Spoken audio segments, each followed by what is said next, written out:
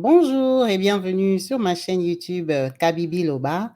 Avec moi-même, Maman Kabibi. Comme vous savez, ici, on parle des faits divers, des faits réels qui se passent autour de nous. On échange, on commente dans le respect.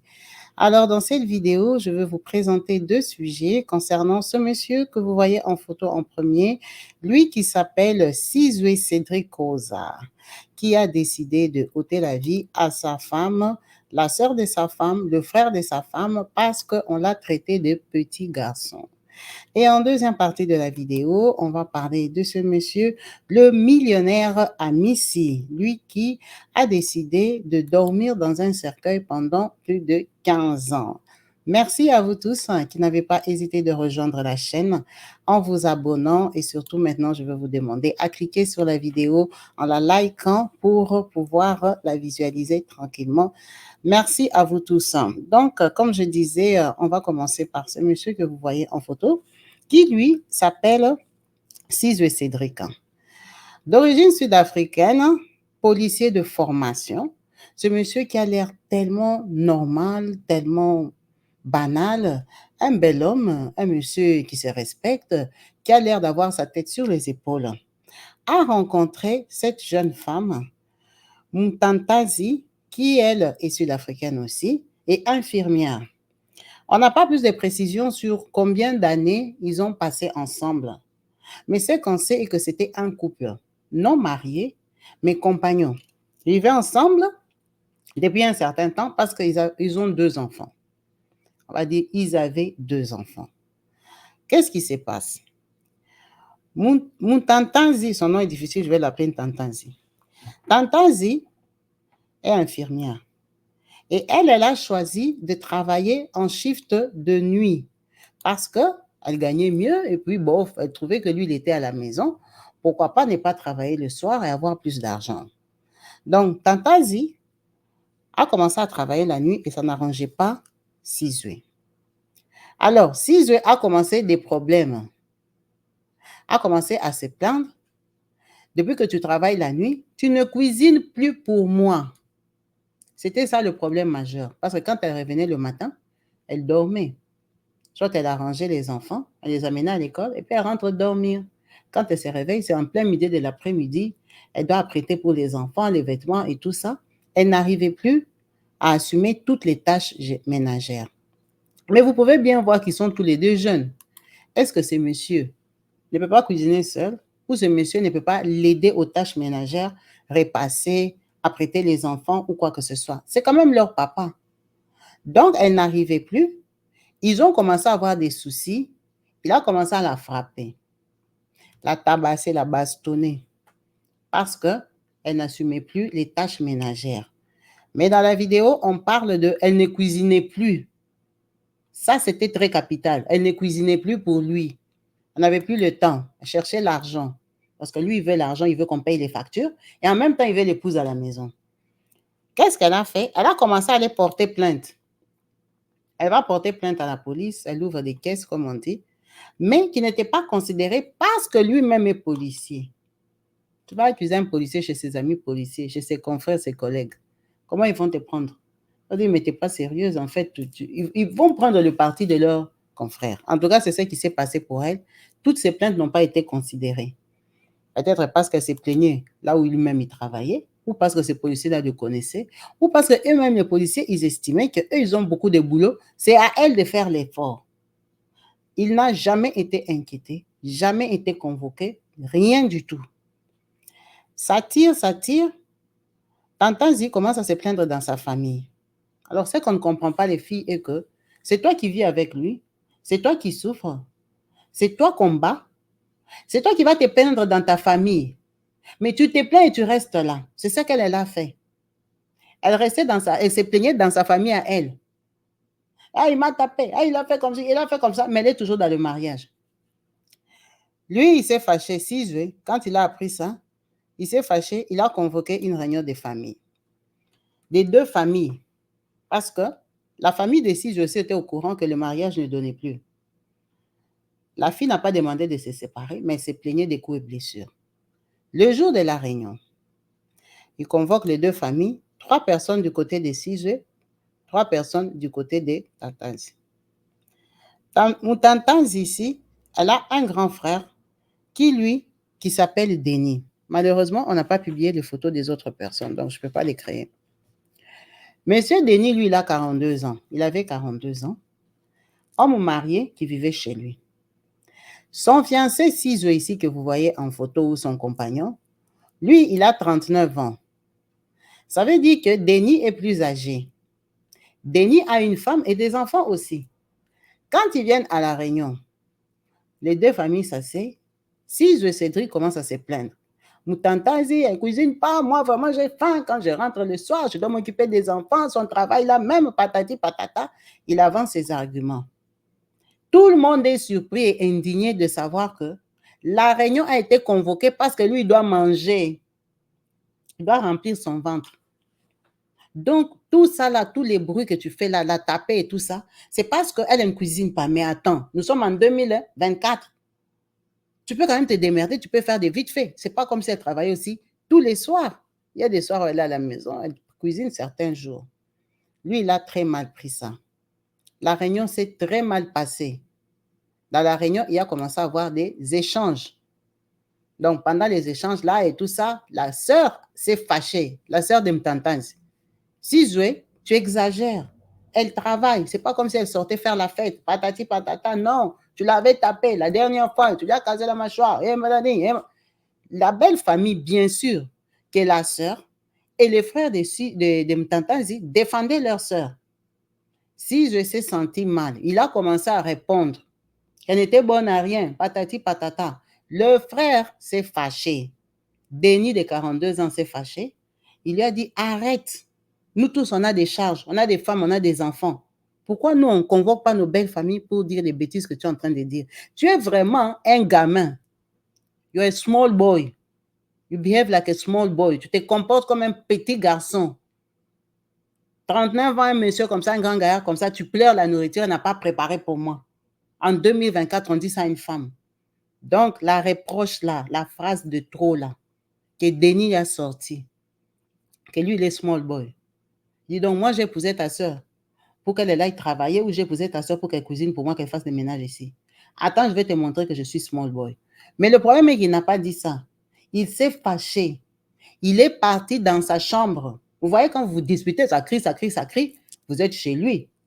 Lui, il est sorti du salon de la pièce tranquillement. Il est parti dans sa chambre. Et il pensait qu'il est parti peut-être s'asseoir pour réfléchir parce que la réunion s'est passée mal. Non, mais il est parti dans la chambre, il a pris son pistolet. Quand il prend ça, il revient avec bien chargé. Il commence par les grands frères Denis. Pam, pam, pam, pam, 4 fois. Le temps que les gens comprennent que ce n'est pas un jeu, c'est les blagues. Il a attrapé la petite sœur parce qu'on a donné l'ordre de décès. Le grand frère Denis.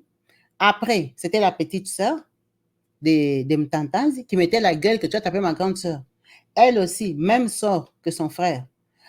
Le temps qu'elle-même Tantanzi comprenne que qu'est-ce que tu fais, tu es en train de... qu'est-ce que je fais? Je vous jouez avec moi, je t'avais épousé pour que toi, tu as travaillé. Et ton frère se permet de dire que ma plainte n'a pas de valeur. C'est comme un small boy, c'est comme un petit garçon. Qui est petit garçon?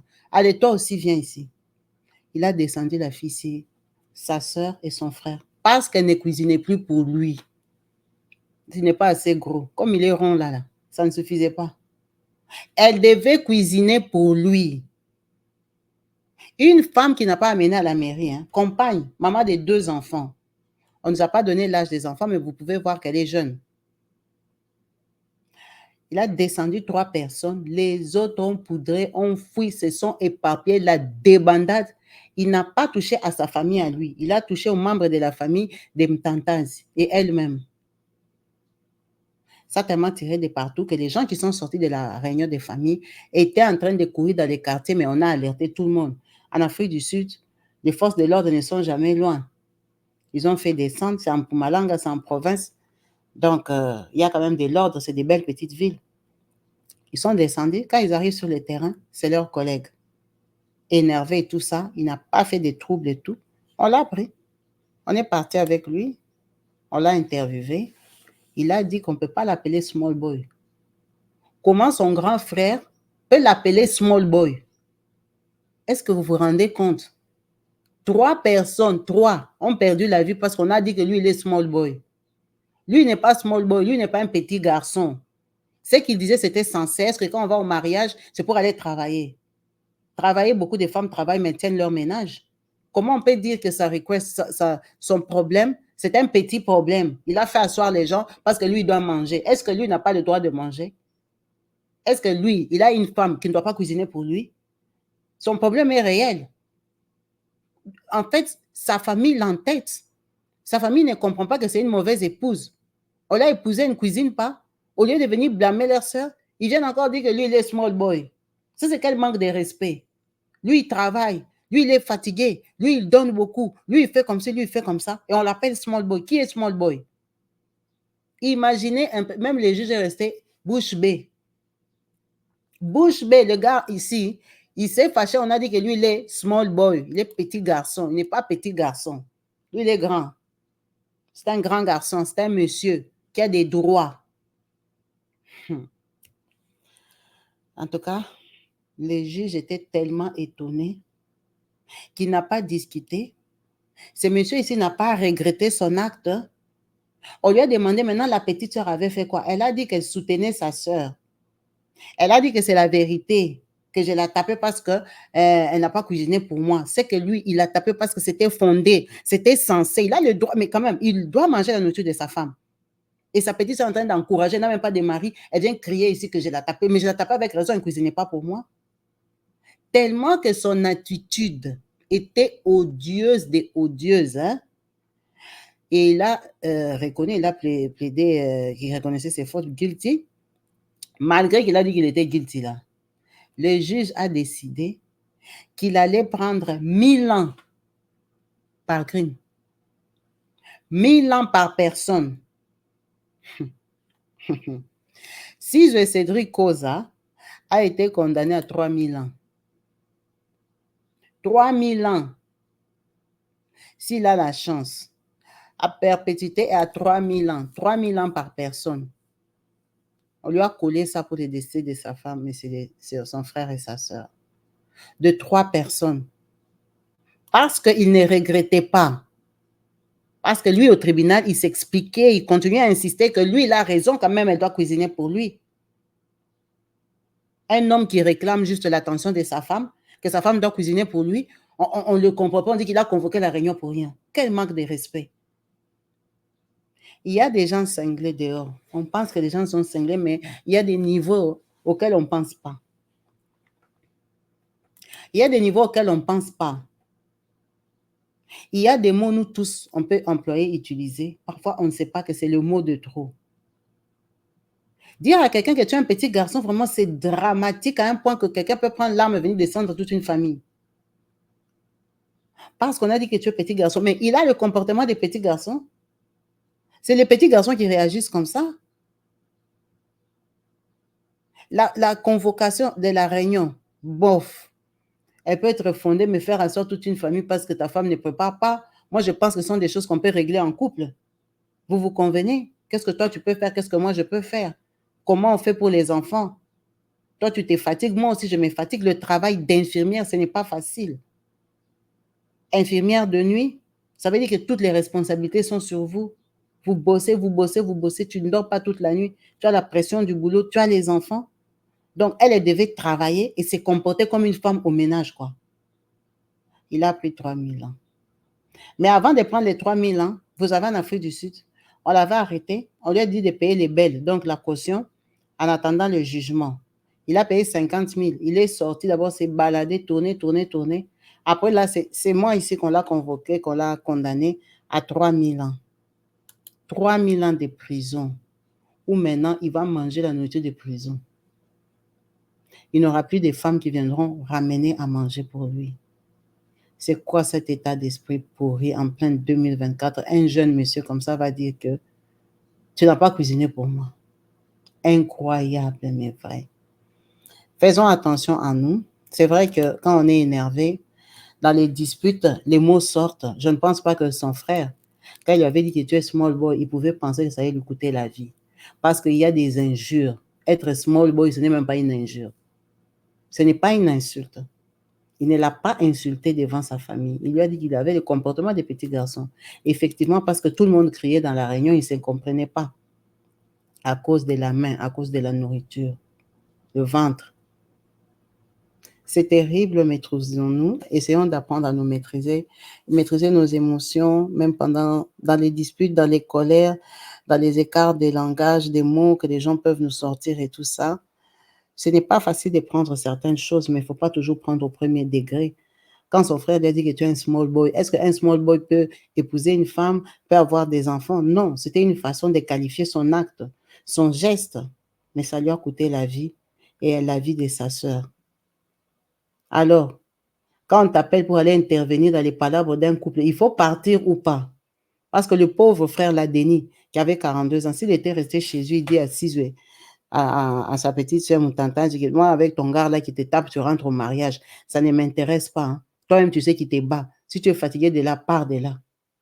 Et qu'il n'était pas venu à l'être vivant aujourd'hui. Parce que lui, dans sa vraie vie, dans son entourage, ses amis, son couple, il n'avait pas de problème avec les gens qui pouvaient sortir une arme sur lui pour le descendre froidement comme ça. Est-ce que ça veut dire que c'est se mêler de la vie des autres qui lui a coûté sa propre vie? Est-ce que vouloir défendre sa sœur, c'était un crime, un péché?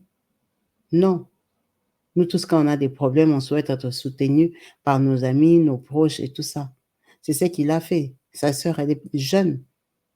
Elle était plus jeune que lui. Lui, c'était un monsieur de 39 ans qui est en train de coloniser sa sœur. Alors, est-ce qu'il a eu vraiment tort de réagir comme ça? Et est-ce que ce qu'il lui a dit, c'est tellement grave que ça doit lui coûter la vie? N'hésitez pas de laisser en commentaire ce que vous pensez de cette histoire. On va passer à la deuxième histoire qui, elle, concerne Amici. Amici, il est riche. Amici, il est millionnaire.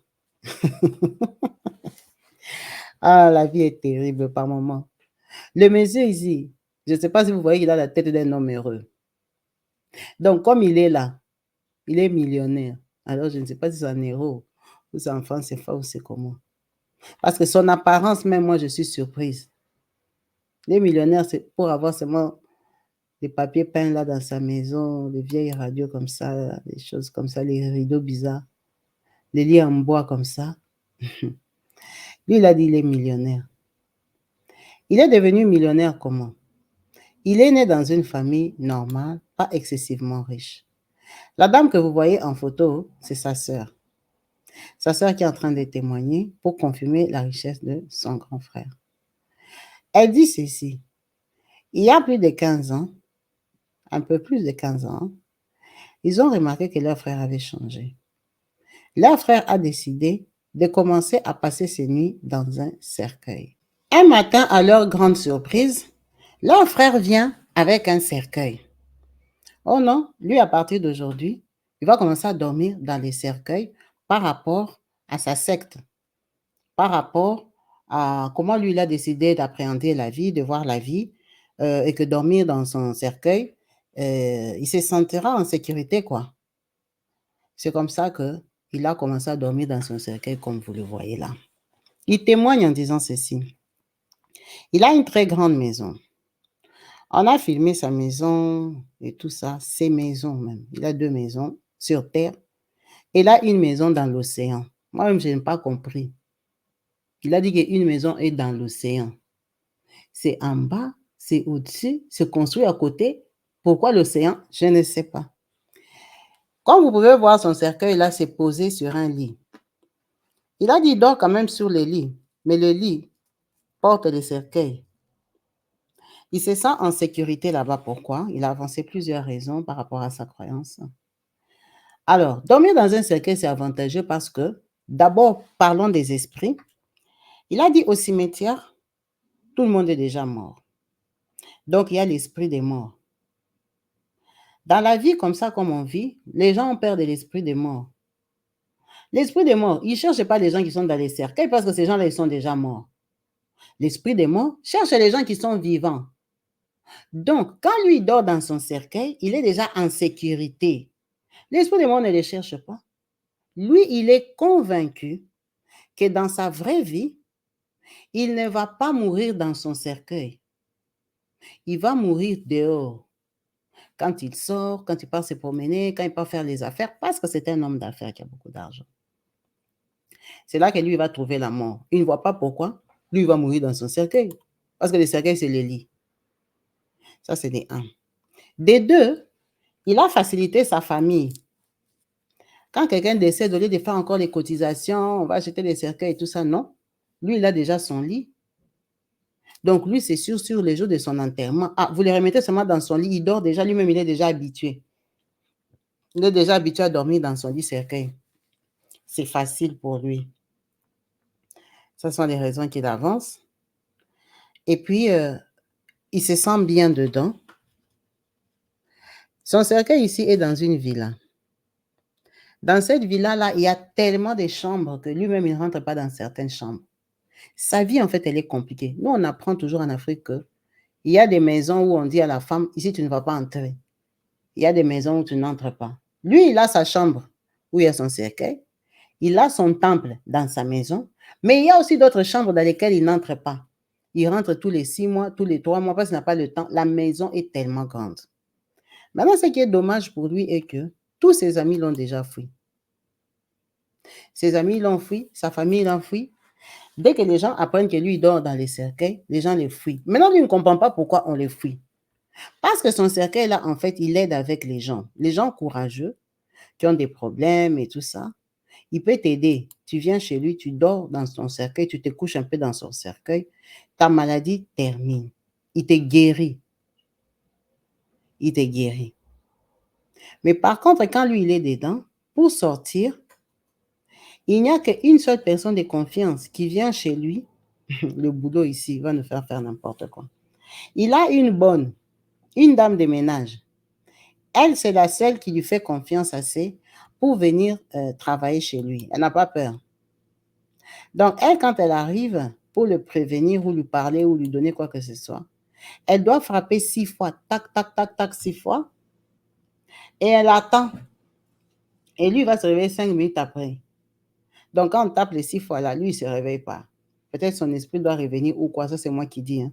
Lui, il n'a pas parlé d'esprit, il a dit qu'il faut taper 6 fois. Après, lui, il va se réveiller après 5 minutes.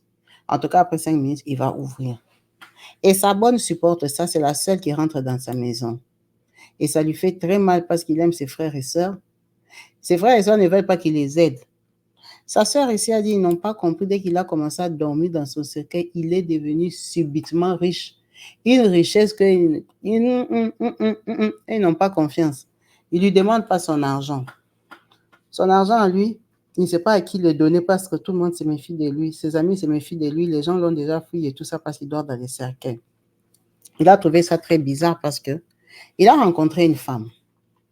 Une femme qu'il a aimée, il a fait des avances. La femme l'a accepté. Ils ont commencé à se fréquenter. Quand la fille vient, il voit que le garçon est beau gosse, il a l'argent, il a une maison. Il dit à la fille que lui, il l'aime tellement, il va l'épouser. Ça veut dire que lui et la fille piétinaient. Ils sont arrivés jusqu'au niveau du mariage. Maintenant, comme toi, je vais t'épouser, je vais t'ouvrir mon cœur et te dire comment va fonctionner notre mariage. En fait, lui, il a dit à la fille, comme lui dort déjà dans son cercueil, il va lui acheter à elle aussi son cercueil. Donc, ils seront peut-être sur un double lit, ils posent des cercueils, chacun son cercueil. Parce que, est-ce que les gens peuvent souffrir dans les mêmes cercueils, 2 personnes? Ce n'est pas possible. Donc, elle aura son cercueil, lui aussi aura son cercueil, ils dorment ensemble dans les mêmes lits. C'est l'amour. Quand la fille a non seulement appris que lui dormait dans son cercueil et que elle aussi, on devait lui en acheter un. Elle lui a dit, mon frère, même si l'amour est doux, l'argent est sucré, l'argent me fait tellement de bien. Mais la qualité là que tu vas m'acheter les cercueils, je dors déjà dedans, je ne suis pas morte. Le courage comme ça, il y a que toi qui peux l'avoir. Il a dit, c'est pas grave. Ça fait déjà 15 ans que moi je dors dedans. Est-ce que je suis mort? Mais tu n'es pas mort parce que ce sont tes trucs à toi. Toi, tu sais pourquoi tu dors là-bas. Tu vois ça comme les lits. Tu tournes et tout ça. La fille a refusé, la fille l'a quitté. Et ça lui a fait mal. Parce que c'est un cœur à prendre. Il est blessé. Il a besoin d'amour. La fille a refusé de l'épouser, pas à cause de son comportement, mais à cause de la connaissance de sa vérité que lui, il dort dans un cercueil. Il est vraiment dépassé. Il habite à Dar es Salaam. Il est dépassé. Il ne sait pas pourquoi. Les gens ne veulent pas de lui. Quand il dort dedans, il oublie ses souffrances. Il oublie ses souffrances, il est bien, il est tranquille. C'est comme si son esprit n'est pas là-bas. Il est tranquille, mais pourquoi les gens ne peuvent pas comprendre son bonheur, qui est dans sa vraie vie? Il a aussi envie d'aider ses frères et sœurs, de vivre une vie normale. Est-ce que dormir dans un cercueil, c'est un problème qui va t'isoler du monde entier? C'est pour ça qu'il partage son histoire, pour dire qu'il a de l'amour pur, qu'il peut aimer une femme, qu'il peut vivre avec elle, qu'il peut être un bon papa. Mais malheureusement pour lui, à 39 ans, il n'a personne. Il n'a personne. Donc, son expérience est vraiment triste de savoir qu'il est millionnaire et il n'a personne pour partager ses joies. Il n'a personne pour l'accompagner dans sa vie de millionnaire. Il est tout seul. Est-ce qu'on doit chercher l'argent jusqu'à ce point? Est-ce qu'on doit aimer l'argent jusqu'à ce point? Tu vas aller entrer dans une secte, on te dit commence à dormir dans des cercueils. Même pas un jour pour avoir l'argent, mais tous les jours. Commence à dormir là-bas, c'est ça ton habitation. Ah! Les gens sont prêts à tout, hein, pour avoir le bonheur. En tout cas, on lui souhaite beaucoup de courage de rencontrer l'amour. C'est un cœur à prendre. Il s'appelle Hamisi. Hamisi, c'est des Tanzaniens qui habitent à Dar es Salaam, un riche. Pour les gens qui cherchent les maris riches, il y en a un ici. Il n'a pas de conditions. C'est moi comme lui, il n'a pas de lit. Il va t'acheter aussi ton cercueil. Si tu vois que tu aimes trop l'argent et que ça ne te fait rien de dormir dans un cercueil, Hamisi, c'est sur les réseaux sociaux, tu peux les retrouver, les contacter, lui dire que moi, je suis un cœur à prendre, je suis disponible. Je peux accepter de dormir dans un cercueil. De toute façon, le cercueil, c'est 4 morceaux de bois, non? Normalement. Mais lui, il a fait un bon cercueil, vous voyez. Il y a des matelas, des coussins et tout ça. Vous pouvez le contacter si vous cherchez l'amour d'un millionnaire. On a dit millionnaire. Millionnaire. Il y en a même qui disent billionnaire. Mais c'est un millionnaire tanzanien qui recherche l'amour. En tout cas, restons prudents. Le monde va mal, il va vers la fin. Les gens sont prêts à tout pour l'argent, pour les biens de ce monde, amasser les biens de ce monde. Donc, tu vas dormir dans un cercueil pour acheter ces rideaux ici, cette maison ici et tout ça. Franchement, c'est juste incroyable. Chacun sait d'où il vient et ce qu'il recherche dans la vie. Mais pour Hamisi, c'est terrible parce que c'est ça, le tragique choix de sa vie. En vous remerciant tous d'avoir suivi cette vidéo jusqu'à la fin et en espérant qu'elle vous ait plu, je vous dis à la prochaine. Peace and love chez vous. Bye.